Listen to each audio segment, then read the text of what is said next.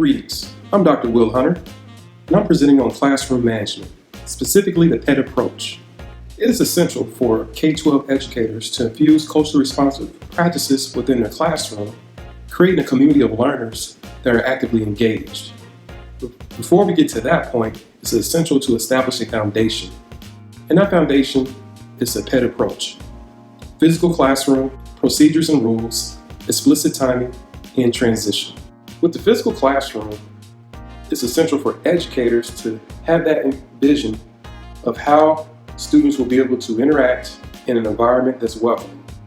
When I present and provide professional development, I ask the audience, can you distinguish between one restaurant versus the other? Now I'll go use a specific brand, but notice I'm not going to name it for the purposes of this video. And audience members, no matter where I present, are able to tell the differences between one environment versus the other. And at the end of that segment, I ask them, do you think that your students can tell the difference between your classroom and another classroom in terms of physical environment, which even extends out to customer service?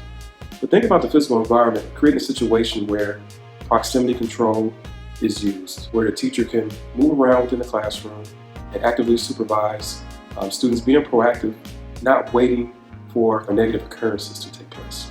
In addition, the physical classroom involves the notion of seating, where U-shape, where the educator could be in the middle. It's almost like a forum for the students to interact. Our clusters, where we can do small cooperative learning groups, are traditionally the roles where starting off the year, that's fine, but hopefully can evolve into more of a cluster U-shaped environment in terms of the seating arrangements. The next item to consider with the PET approach is procedures and rules. I highly recommend for the procedures and rules to be highly visible on a large poster board, laminated, several areas within the classroom, and provide an opportunity for the educator to go over the rules and procedures with the students at the beginning of each activity. If the educational period is 45 minutes to 1 hour, and you're doing 4 activities within that 1 hour, it's highly recommended to go over the rules and procedures 4 times. When thinking about the procedures and rules, think about the positive behaviors that you want your students to do. The next is explicit timing, arguably the most important element of the PET approach. Time on task. Every minute counts. Free time is the enemy.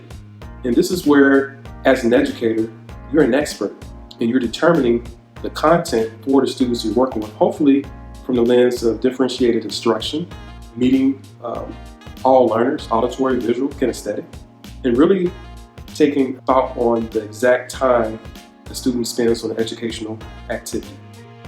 The last element is transition, which is connected to explicit timing. You're having a schedule on the board. It could be 15-minute intervals. You have a timer, a visible timer, and you are announcing that this is the topic we're working on. So for example, this is math class. It's 8:15 a.m. Right now it's time for guided practice. Now at the end of guided practice, let's say guided practice ends around 8:35.